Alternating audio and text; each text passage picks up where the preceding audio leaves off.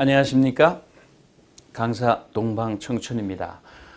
이번에는 ICT 분야의 직무 기반의 이력서, 자소서 작성법에 대해서 말씀드리겠습니다. 전공이나 지원 분야는 앞서와 같습니다. 합격하는 ICT 이력서, 자소서 작성법, 이력서부터 설명드려야 되겠네요. 직무 적합성을 논증하는 게 취업 전략이라고 했죠.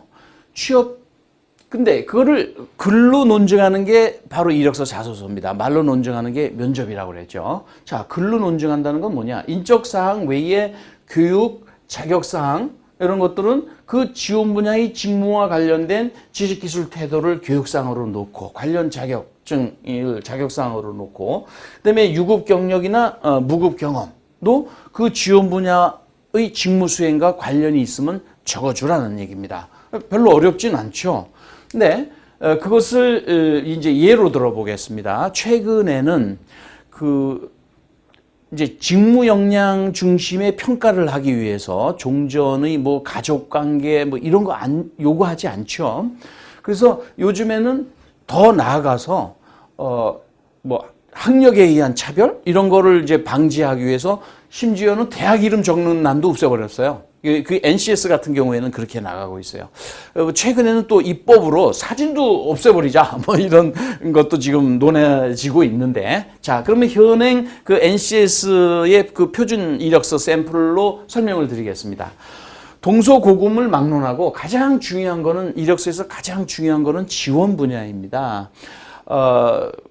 제가 미국 기업, 국내 기업에서 이제 ICT 분야에서 일하다가 미국 기업에서 일을 했는데 그 미국 기업에서 일할 때 그 사람들이 가장 중시하는 건 지원 분야였습니다. 근데 우리나라는 지원 분야를 그 당시에 잘 안 적었어요.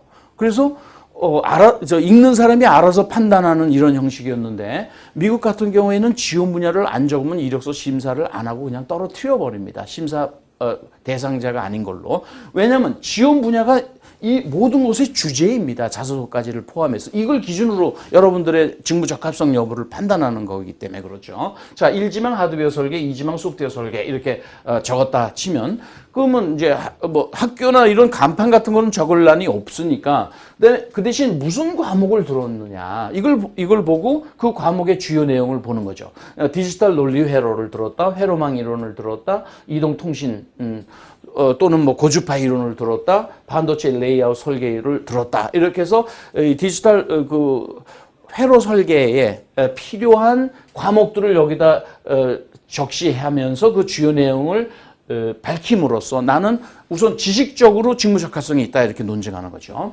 그다음에 자격증을 국가가 공인한 어떤 이런 자격증들을 내가 따고 있기 때문에 역시 그 분야에 있어서도 나는 적합성이 있다라는 설명이 되겠습니다. 나아가서 경력 경험에 있어서도 어떤 회사에서 내가 그 중계기 설치 및 유지 보수에 관한 인턴 업무를 했다. 그래서 저렇게 건물에다가 산꼭대기에다 중계기를 설치하고 유지 보수를 하고 새로운 소프트웨어를 가동시킬 땐 저렇게 베타 테스트를 통해서 이렇게 다운을 보내는구나. 이런 과정을 이제 알았다는 이야기가 되겠죠. 그러면 이제 이거는 유급 경력이 될 거고, 또 무급 경험으로서 정보통신기기 대전과 같은 뭐 코엑스 박람회, 그다음에 한몽골 정보통신 교류 사업 이런 걸 통해서 외국인을 위한 참가업체 부스 안내를 맡았었다든가, 몽골 청소년들을 위한 정보기기 교육, 이것은 비록 무급이지만 자신의 전공과 관련 있는 사회적 활동으로서 의미가 있는 거죠. 이런 것들은 적을 수 있습니다. 그 외에 인적성 검사를 해봤는데 내가 이 분야의 엔지니어가 내 직업에 딱 맞는다고 그러더라 라는 그런 아주 포지티브한 결과가 나왔다 그러면 그런 내용도 적어주면 인사 채용자의 입장에서 볼 땐 더 호감이 가겠죠. 그 다음에 그래서 이제 자소서는 그러면 어떻게 작성하느냐. 직무 역량을 중시한다고 그랬죠. 그래서 의사소통 능력 등 직업 기초 능력 관련 문항이 상당히 많이 나오고 있습니다. 커뮤니케이션 스킬이라든가 문제 해결 능력 이런 것들. 그다음에 대부분 문항이 또 대기업도 직무 중심으로 요구되고 있어요. 한번 볼까요? 이 LG그룹의 사례인데 지원한 직무를 선택한 계기나 동기가 뭡니까? 직무 수행을 위해서 그동안 준비해온 사항이나 경험이 뭡니까? 또 차별화된 직무 역량 뭘 가지고 있습니까? 이런 식이에요. 그러니까 직무 역량 이라는 관점에서 이제 물어보는 것이 거의 대부분이다 이거죠. 공기업 공사도 마찬가지예요. 직무와 관련된 경력, 경험을 말씀해 보세요. 지식, 기술이나 남다른 아이디어로 성과를 창출하거나 문제 해결한 경험. 그 다음에 또 주위 사람과 적극적으로 소통하고 협력하면서 융화를 위해 노력한 사례. 그리고 그다음에 이제 긍정적인 자세로 끊임없이 도전하고 주어진 책임을 다하기 위해 끝까지 노력하는 사람. 이제 이거예요. 근데 이제 긍정적인 자세, 끊임없이 도전, 주어진 책임 이렇게 하니까 무슨 인성적인 걸로 적당히 얼버무리려고 하지 말고 이것도 가급적이면은 이제 인턴 실습이라든가 학교에서의 실험 실습 이런 직무와 관련된 활동 에서 에피소드를 먼저 찾아주시고 그게 정 없다 그러면 이제 동아리 활동이라든가 이제 일반 사회생활에서 그 소재를 가져와야 되죠. 네. 그럼 자소서를 구체적으로 살펴보죠. 성장 과정. 자, 지원 분야가 중요하다고 그랬죠.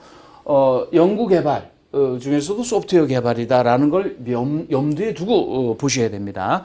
종전의 성장 과정 그러면 정말 직무와는 아무런 관련 없이 부모님 이야기, 가족 이야기 이런 걸로 성장 과정 작성하셨는데 ICT 분야에서 그렇게 작성하면 정말 아마추어도 그런 아마추어가 없는 거예요. 떨어집니다.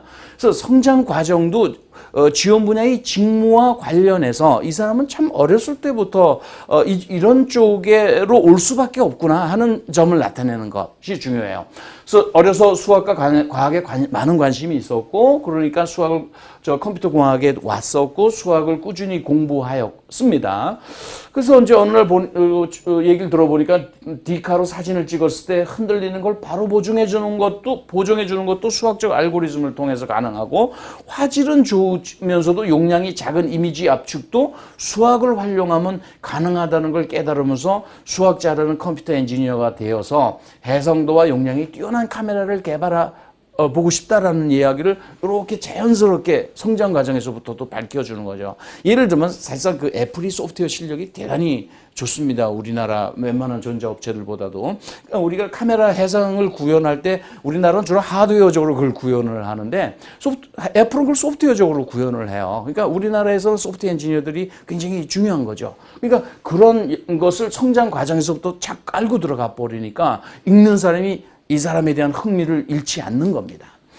자, 그러면 성장 과정이라고는 안 했지만 그 채용 기업이 이렇게 질문을 던지는 경우가 있어요. 과거에 어떤 힘든 상황을 얘기해보고 그걸 어떻게 극복했는지 그리고 앞으로도 그런 상황을 맞이하게 되면 어떻게 대처할 것인지를 얘기해 보세요. 이제 이런 내용이죠. 그래서 이 사례는 난 하드웨어, 친구는 소프트웨어. 그래서 공모전 가기로 했는데 친구가 아파가지고 소프트웨어 마무리가 안 되니까 결국은 공모전에서 낭패를 보게 되는 그런 경험을 한번 했습니다. 그 후로부터는 나는 하드웨어만 잘 아는 엔지니어가 되어서는 안 되겠구나.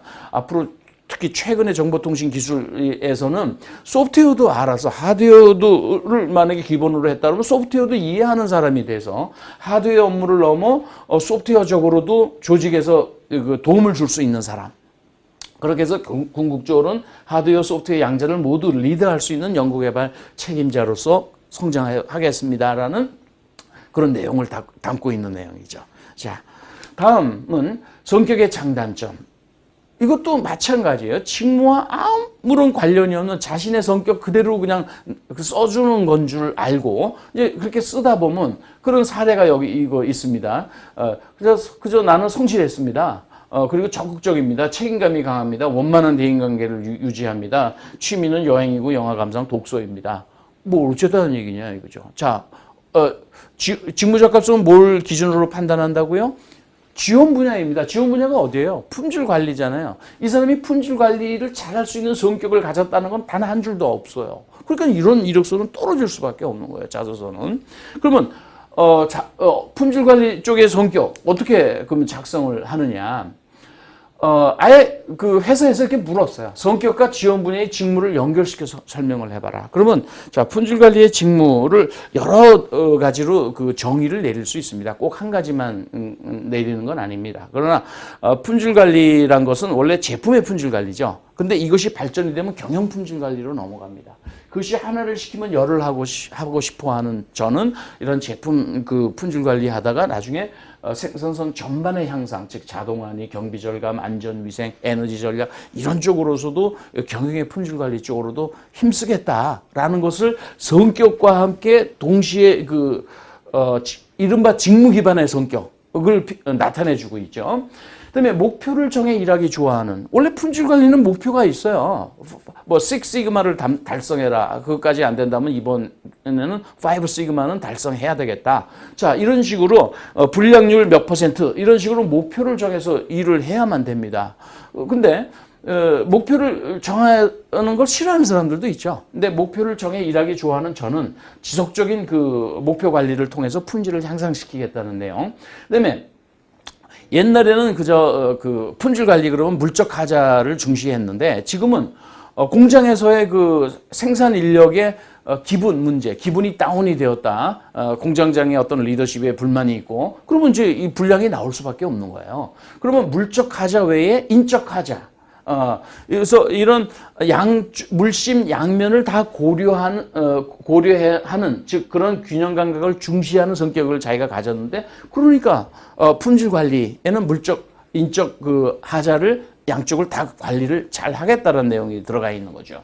그다음에 불량률 검사, 원인을 찾아야 될 거 아닙니까? 근데 인과관계를 규명하기 좋아하는 성격입니다. 그래서 항상 원인이 이런 결과의 원인을 추적을 해서 그걸 통계적으로 처리를 해가지고 그러한 불량률이 발생되지 않는 그런 성격을 가졌다. 그럼 거꾸로 얘기해 보면 인과관계를 규명하기를 좋아한다. 원인 결과를 그럼 따지기 좋아하는 사람이잖아요. 그래서 어떤 사람은 이력서에 이렇게 썼어요.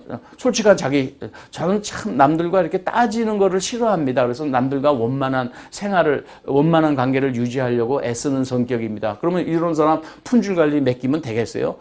원인 결과 안 따지고 그냥 두리뭉실 항상 넘어가겠다는 거잖아요. 그러니까 하나의 인간으로서 친구로서는 좋은 성격이긴 하지만은 품질 관리 직무에는 맞지 않는 성격일 수도 있다는 얘기죠. 이런 식으로 따져보면 그거는 굉장히 중요하고 심각한 이슈들이 되는 거죠. 그래서 자신의 성격 하나도 지원 분야의 직무를 고려해서 하나씩 골라서 답을 해줘야 된다. 이런 말씀입니다.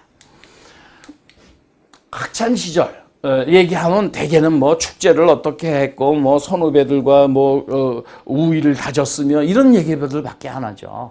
근데 ICT 분야 쪽은 그 직무 적합성을 가지려면 실험 실습 이런 거를 사례로 들어주는 게 참 좋아요. 그래서 이 학생 경우에는 졸업 작품으로서 구글식 모듈러 스마트폰을 개발해 보겠대요. 대단한 도전이었어요. 그 중에서 디스플레이부 설계를 자기는 맡았대요. 그래가지고 부품의 데이터 시트를 조사했고 이를 근거로 블록 다이어그램을 구성한 후 상세 회로도를 설계했대요. 그리고 이어서 회로 검증했고 PCB 보드 개발에 신뢰성 시험까지를 학교 랩실을 이용해서 완수했대요. 이거 뭐 대단한 실력가입니다. 이 과정에서 교수님, 박사님, 선배님들의 조언도 큰 힘이 되었지만 가장 힘들었던 게 표준화된 이 부품이라는 게 없으니까 부품 선정이 이제 굉장히 어려웠다는 거죠. 그래서 어쨌든 이 통화가 되는 순간 히말라야를 정복한 것 같은 희열을 느꼈다. 자, 이렇게 학창 시절에서도 이 지원 분야인 연구개발, 예를 들어서 그 정보통신기구의 회로 개발, 디지털 회로 개발, 이런 쪽에 딱 맞는 그런 학창 시절의 에피소드를 얘기해 주니까 얼마나 뽑고 싶고 이쁘겠어요. 또 학창 시절 이번에는 현장 실습을 갔습니다. 기업에서는 현장 실습 높은 사람은 보내세요. 또 2세들을 키워야죠. 그러면서 막상 이제 실무 부서장들은 막 바빠가지고 현장 실습 인턴들 뭐 활용할 생각을 안 하고 알았어 저 지금 바쁘니까 좀 회의실에서 기다리라고 그래 뭐 이러면 진짜 하는 일 없이 갈 수도 있어요. 물론 이제 그 사람들을 열심히 데리고 지도하는 그 멘토들도 있지만, 자 그러면 전자인 경우에 그냥 회의실에서 좀 기다리세요. 우리가 지금 바쁘니까 왜냐하면 인턴들을 지도하기 위해서 정규직을 또 한 사람을 거기다 배당을 해야 되잖아요. 그러다 보니까 그 사람들은 시간, 노력, 비용이 참 낭비된다고 생각을 하는 거예요. 그러니까 그렇다고 가만히 회의실에 앉아서 하루를 출근하고 퇴근할 수 없잖아요. 그러니까 이 친구는 적극적으로 나서서 저 직무명세서 좀 보여주세요. 이 공장에. 그러니까 직무명세서 보여달라고 그러죠. 이렇게 보는 거예요. 그러다 보니까 생산관리란 게 어떤 업무고, 그 중에서 라인 공정, 라인 프로세스에 좀 투입이 되고 싶어서 그 조립 라인에도 좀 넣어달라고 그러고, 이제 단속 공정, 프로젝트 공정도 있는 걸 발견하고 그것도 좀 구경시켜 주시면 안 돼요? 뭐 이렇게 하고, 그런 과정에서 이제 적시 생산 시스템, just in time, 즉 토요타의 그 생산 시스템이라든가 supply chain management, 그 공급 사슬 관리, 이런 생산 관리의 아주 중요한 개념들을 알게 되었다는 것을 학창 시절의 이 상황으로 얘기해 주는 겁니다. 인턴 경험을 잘 활용해서 에피소드로 해서 자신의 그 직무 적합성을 논증하는 그런 개념이 되는 거죠. 그다음에 지원 동기. 이게 가장 학생들이 어려워하는 게 지원 동기입니다. 지원 동기가 뭡니까? 라고 물었더니 어떤 사람은 이 회사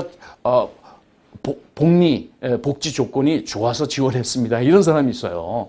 이 회사는 국민기업이고 R&D 개발에 투철하면 뭐 어쩌고저쩌고 이래서 그 회사가 좋아서 지원했다. 이런 식으로 지원 동기들을 잘못 쓰고 있거든요.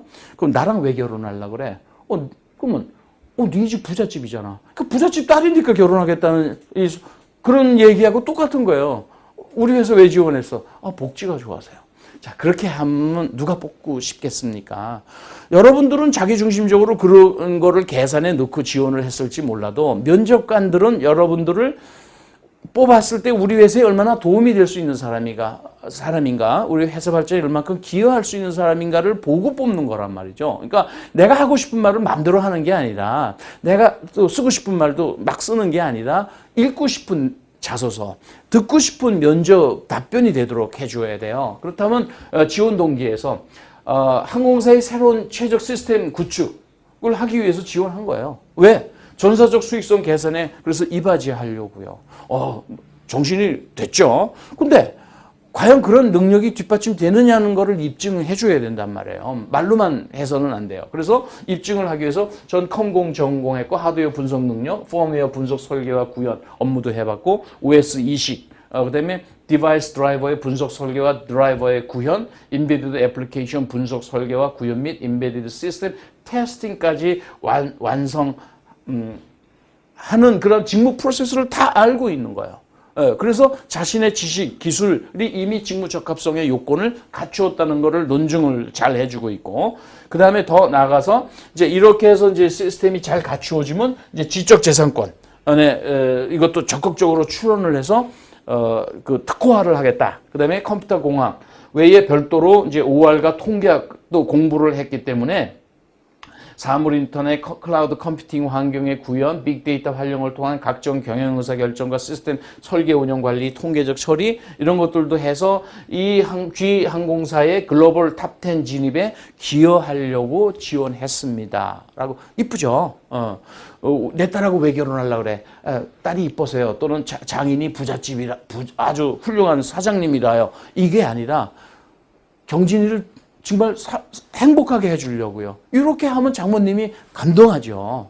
근데 부잣집 딸이라 결혼했다 그러면 안 되겠죠. 자, 그러면 내 딸을 얼마큼 행복하게 해주려는가? 이게 결혼 동기가 돼요. 그러면 취업 동기도 마찬가지예요. 지원 동기도 이 회사 발전에 얼마큼 기여할 사람인가? 근데 말로만 번지르하게 하면 안 되고 그것을 능력 단위로 이렇게 논증을 해줘야 된다 이런 얘기죠. 그다음 향후 계획. 진짜 지원 동기보다 더 못 쓰는 거죠. 향후 계획. 아까도 얘기했지만 직무를 모르니까 10년 후에 이 회사에서의 나의 모습을 못 그리는 거예요. 자, 향후 계획 어떻게 했는지 봅시다. 귀하가 당사의 지원 분야로 입사해서 10년 후의 모습을 직무 수행과 관련하여 기술해 주세요. 그랬을 때 아까 그 사례를 가지고 일관한다 그러면 이제 어떤 부품 선정을 대학 시절 가장 힘들었던 개발 제품의 부품 선정, 그다음에 회로 검증과 인증 관리 업무, 그다음에 여기서 또 특이한 게 나오네요. 특허 맵 분석을 하겠다. 이게 뭐냐면, 자, 애플하고 삼성 특허 전쟁 했었죠. R&D를 할 때 가장 중요한 업무 중에 하나가 그 선행 기술을 조사하는 겁니다. 그래서 자사 기술뿐만 아니라 경쟁사의 선행 기술들을 조사해야 되는데, 그건 어디서 조사해요? 특허 문헌에서 조사해야죠. 뭐 몰래 가서 그 기술 자료 배울 수는 없잖아요. 그럼 공개된 특허 문헌에서 그걸 조사해야 됩니다. 조사 결과 우리가 이제 VR, AR을 이렇게 구현하려고 그랬는데 이미 경쟁사가 그 구현 방법이 딱 거기다 그 특허를 깔아놨어요. 그러니까 지뢰를 묻어놓은 거예요. 그대로 가면 어떻게 됩니까? 지뢰 받고 터지는 거죠. 그러면 애플이나 삼성 같이 그렇게 특허 소송에 휘말려 버리는 거예요. 자, 그래서 철저하게 그 특허 분석을 해서 경쟁사의 그 특허 로드맵을 딱 그려놓는 겁니다. 그러면 그대로 직진하면 이게 지뢰밭이 있다. 그러니까 우회해야 되는 것. 그것을 우리가 회피 설계, 디자인 어라운드라고 그래요. 그래서 이런 디자인 어라운드를 통해서 그거 하다 보면 경쟁사보다도 더 뛰어난 그 우회 기술을 발명할 수도 있어요. 그렇게 되면 이제 역전되는 거죠. 기술 개발 전쟁에 있어서. 그리고 이제 개발 계획을 탑다운 방식으로 이제 선임이 되고 기관급 이제 책임 연구원급이 되면 이제 개발 계획을 수립할 수 있어야 되고 신제품 개발에 대한 그를 탑다운 방식으로 전체는 어떻게 OS는 뭐 어떻게 해야 되고 PCB 보드는 어떻게 그다음에 애플리케이션은 어떻게 의도해야 되고 이런 식으로 이렇게 해서 그다음에는 그러면 어느 선임한테 뭐를 개발하라 그래야 되겠다. 이런 거는 이제 지시까지 이렇게 아이디어가 탁 떠오르는 거죠. 그래서 개발 계획을 탑다운 방식으로 해서 이제 그 개발 업무를 더욱 가속화시키겠다. 그래서 사내 기술 축적과 보안 관리에도 힘쓰고 특허 출원에 있어서도 세계에 으뜸가는 기업으로 이 회사를 만들겠습니다라는 향후 계획을 적어준 거예요. 예. 근데 이렇게 적질 않고 막연히 CEO가 되겠습니다. 스마트폰의 세계 1인자가 되겠습니다. 라고만 하면 안 믿는 거예요. 예, 차별화도 안 되는 것이고. 여러분의 성공 취업을 그래서 응원하겠습니다. 감사합니다.